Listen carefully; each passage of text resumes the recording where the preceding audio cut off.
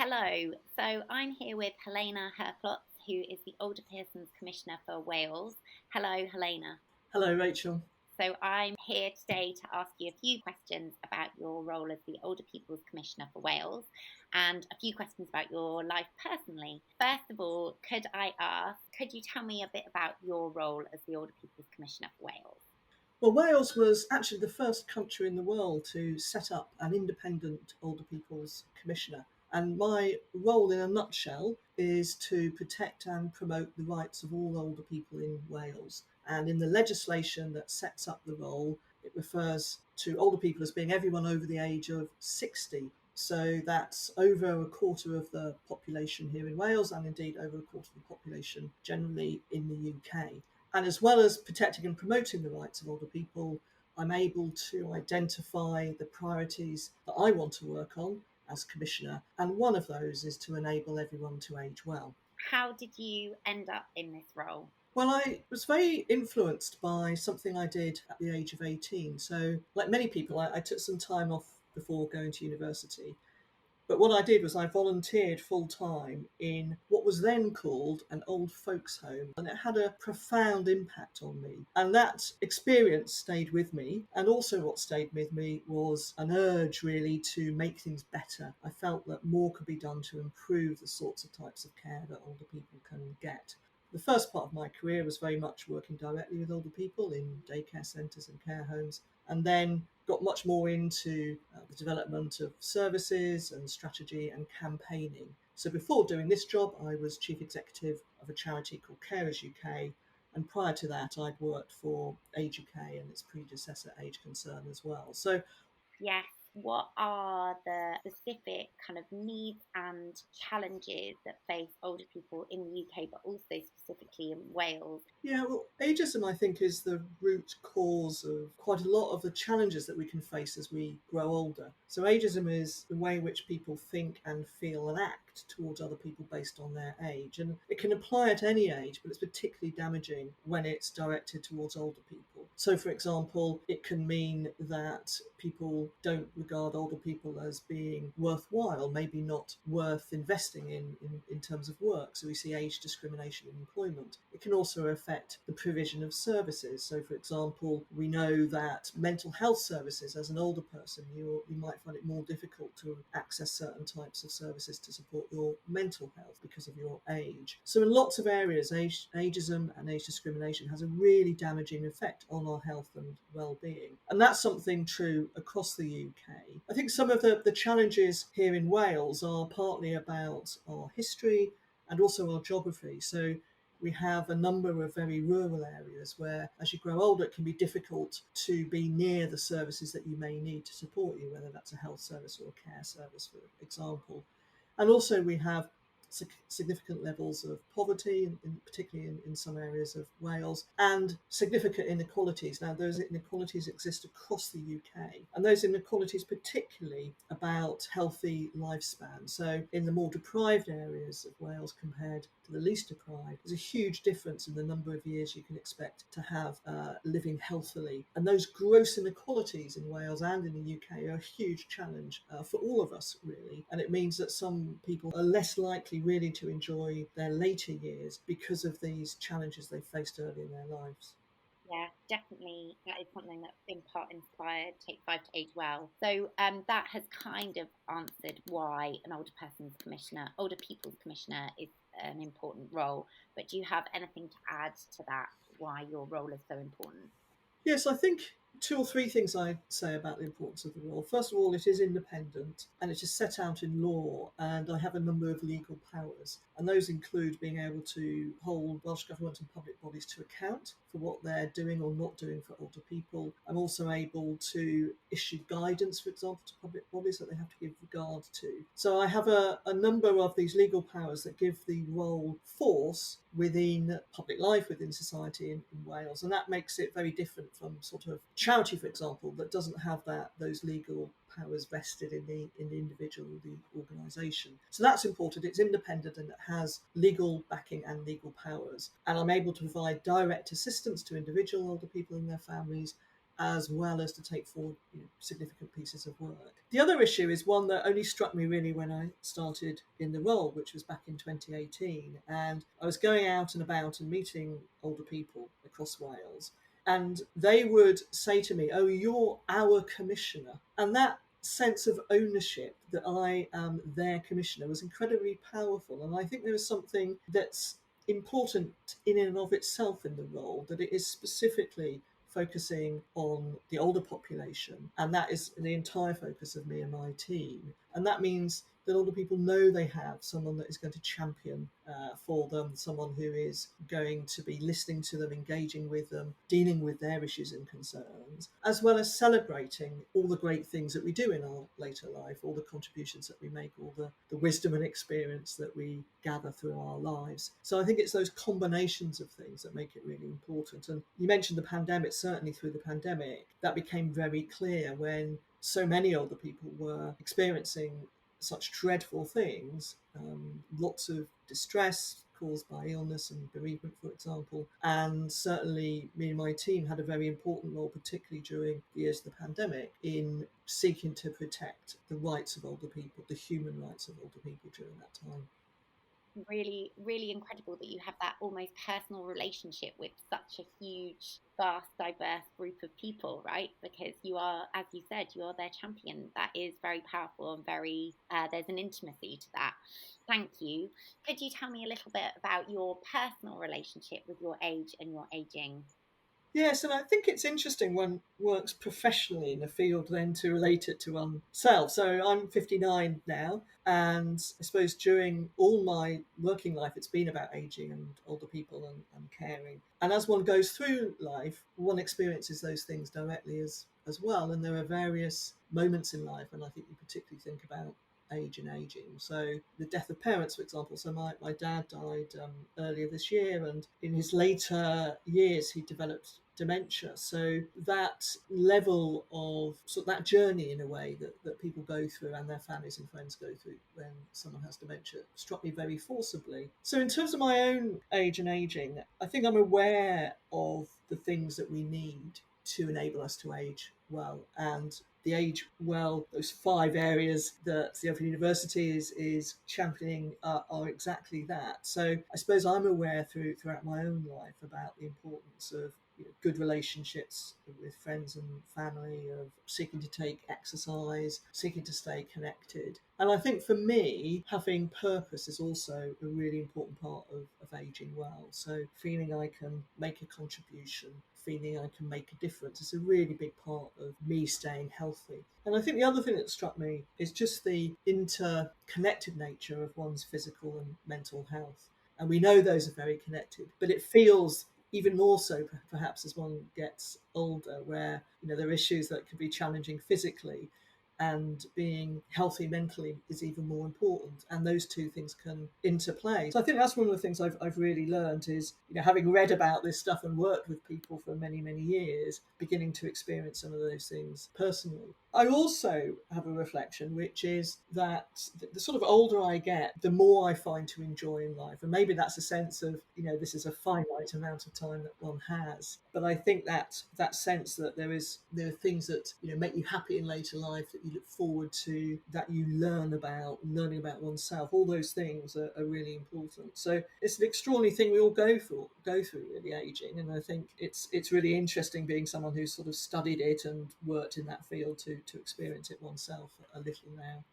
Yeah. Do you feel kind of connected, more connected, and with greater insight and understanding as you age? Do you think there's a kind of personal relationship that then rolls into your work life? Yeah, I think it's that I've known theoretically and intellectually, if you like, about aging. And then as one begins to experience it, you get a whole other level of understanding. I mean, recently I had calls to look back at some of the work I'd done when I was studying gerontology. And it was fascinating because it was my sort of 20, I don't know how old I was in my mid-20s.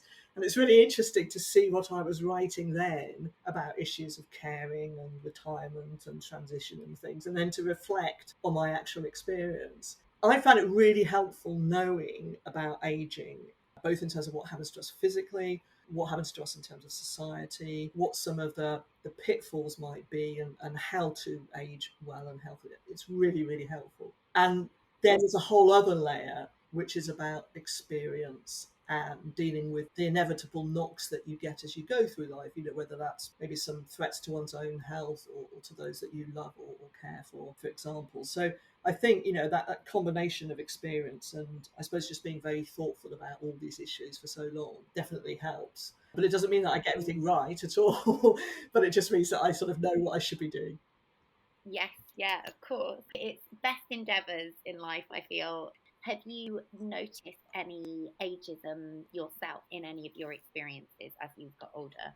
I haven't, to my knowledge, really experienced that yet in terms of ageism directed at me because of my current age. But I'm sure I will in the future because it is so endemic, and I think particularly for women actually. So I think there is a gender issue here where stereotypically older men are seen as sort of wise and having authority and those sorts of things, whereas the language around older women is much less respectful, past their prime, those sorts of things. So I'm aware of it. I'm extremely aware of it and where it can come into play, and the way in which actually people also can internalize that ageism. So if everything from films and the media and everything else tells you that aging is a bad thing, many people can internalize that, and that can be self-limiting and that can be very damaging. I'm aware enough to look out for that. Yes, very interesting. Thank you.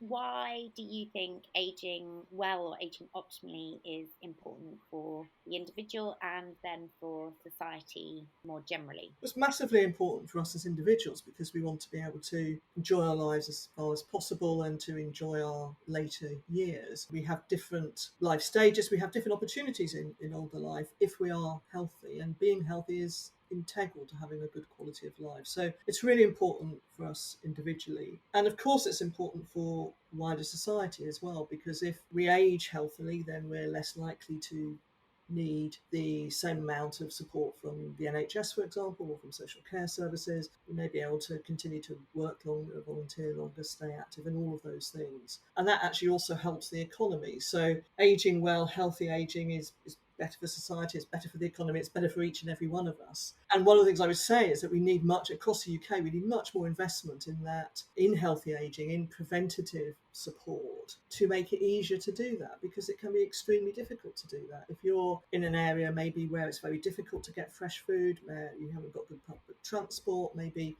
you don't feel safe going out and about, those things really get in the way of us aging well. And it's one of the reasons why I've been promoting what are called age-friendly communities. In other words, places where we can age well, where the barriers that can get in the way of that aren't there, and where we can feel connected, valued, seen, access the support and services that we need. So there needs to be a huge shift still towards that, and to really thinking about us as an aging society, thinking about how we can make the most of the fact that we're living longer, which is after all a really positive thing. Interesting, you mentioned age friendly communities. So, could you expand a little bit about age friendly communities for people that might not know much about them? So, age friendly communities is something that was developed through the World Health Organization, which looked at what do we need in where we live to enable us to age well and to age healthily. And they identified 8 things, they call them the 8 domains. And one of those is community health and support. But most of them are other things. Their infrastructure, their housing, their transport, there's something called civic engagement, which is participating and being listened to. And they developed this way of working in a local area, engaging with older people and others to really look at whether our communities are enabling us to age well against those 8 domains. And in 2010, they set up a global network of age-friendly cities and communities across the world. And I think there are about 1,600 members of that. Quite a few members across the UK, and I've been driving work forward here in Wales to encourage local authorities and their partners to work with older people, encouraging Welsh Government to really invest in this area of work. And I'm pleased to say we've now got local authorities and partners becoming members of that WHO network. And it's really it's a model based on sound evidence for how we can make sure that we can, as we age, get out and about and do the things that matter to us, stay connected, stay as well as possible. And it's a really exciting development, I think, And I'm really pleased that in Wales, Welsh Government has a strategy for an ageing society which is called An Age Friendly Wales, and they're committed to this work here, and that's really exciting. And that kind of answers in many ways my question about the barriers to aging well. You mentioned earlier about access to healthy food, public transport. Do you have anything to add to that and how you are tackling some of those barriers in Wales? Yes, so some of those barriers can be tackled through the work on age-friendly communities, but I think there are some things which are very difficult to tackle and have been with us a long, long time. And I would say those inequalities in health and in life chances in particular. So, if you're growing up in a situation where you're facing poverty in early age or you're facing deprivation, it can be maybe haven't got those chances for a good education. It can be much more difficult then as you go through life. So, and I would say also that ageism and age discrimination is a barrier. So if older people are, not encouraged to keep well, if people feel that older people are somehow to be, pitied or to be brushed aside, all of those things make having a good later life very, very difficult. So, intervening earlier, intervening throughout life, it's never too early to start and it's never too late to start either. So I think we do need those interventions, that support, that encouragement throughout our life at whatever age. Yes, the earlier the better, but never too late is definitely our mantra at Take Five to Age Well.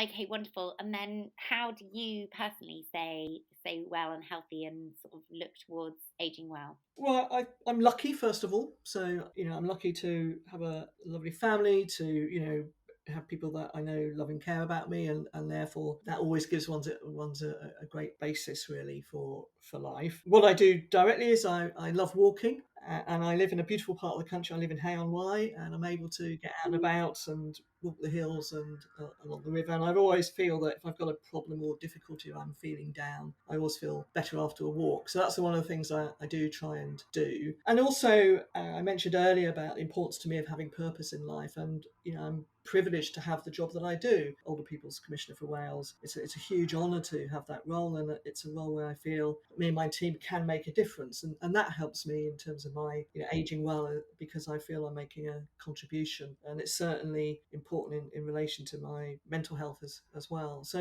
it's a combination of those things, very much what's in the aging well 5 areas really is about that connection and purpose and trying to live well and eat well and those sorts of things. I don't always manage all of those things, but I know the things that help me. Great, thank you.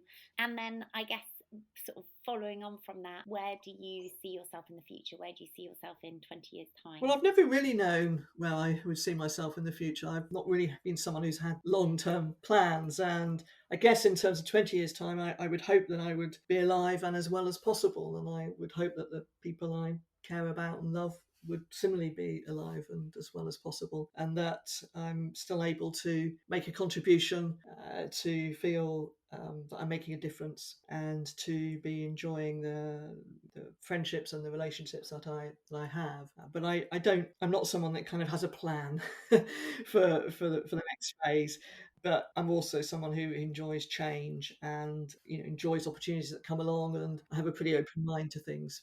And lastly, do you think Take Five to Age Well is a good idea? And if so, why? I do think that Take Five to Age Well is a great idea for 2 reasons. One, it's based on sound evidence about what helps us age well, and then it's very practical and it feels very doable. So it's not telling me that I need to suddenly become a marathon runner in order to age well. It feels like it starts where we are in our normal, messy lives, where we're not always at our best and we sometimes struggle to do the things we want to do. So I really like that approach. It's very pragmatic. I think it's very doable. It gives you can take those steps. I like the idea of a focus on that kind of 30 days, doing the things that form habits. I thought it was really interesting about how long it takes to form a habit, and if you can do it for 30 days, you're more likely to continue it. So I really hope that the initiative thrives, that more people get engaged, and that there's more conversation generally about how we can age well. I think think too often people don't like talking about older age or looking ahead because they think it's, you know, all doom and gloom, and it's not. Most of us are lucky enough actually to age well, to have a good older age. Even if we have some health conditions and disabilities, we learn how to manage those. And I think what I like about the Take 5 to Age Well is that if we do have health conditions now or disabilities now, there are still things that we can do, and that the programme is very realistic in that. And I like that about it. It feels like it's attuned to where many of us are. Interesting you mention attitude to aging, because in my research for this, I have come across a body of research about attitude and how attitude kind of interacts with our health, actually. And so, if you have a positive attitude to your own aging, then you are much more likely to have positive outcomes, which is kind of interesting. That is definitely part of Take 5 to Age Well. We are championing the positives in aging. So, yeah, thank you very much for that. Is there anything else you would like to add? Just to wish everyone involved in Take 5 to Age Well lots of success, particularly for people who are taking part. I hope that people are enjoying it, gaining from it, are feeling better for it. And, you know, I'm really looking forward to seeing how it develops and to hearing more about it. Thank you very much. Thank you for your time, Heléna, and speak to you again soon. Thank you. Bye bye.